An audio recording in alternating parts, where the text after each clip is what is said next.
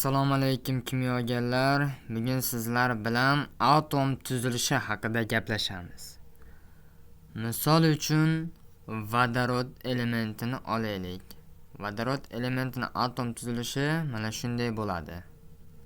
Buni kattalashtirib ko'rishimiz mumkin. Undan so'ng kislorodni ko'rsak bo'ladi. Kislorodda atom tuzilishi mana shunday tuzilgan. Ya'ni atomda 8 elektron harakatlanyapti.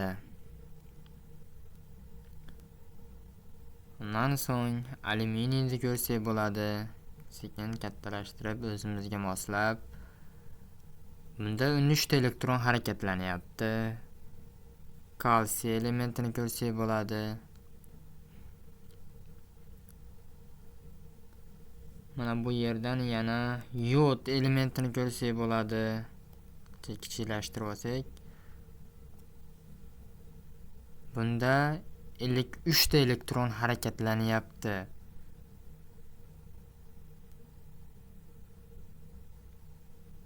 Oltinni ko'rsak bo'ladi.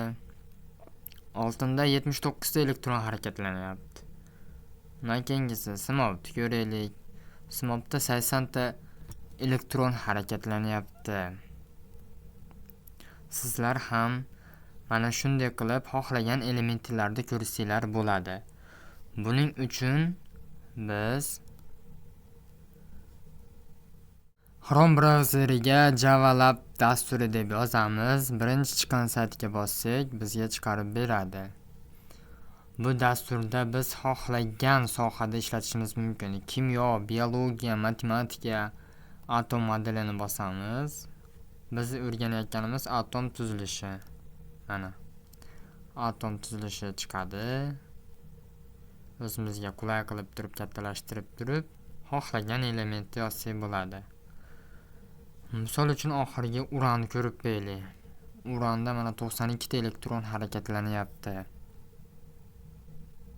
Sizlar ham foydalanib, qo'llab ko'rsanglar bo'ladi. E'tiboringlar uchun rahmat.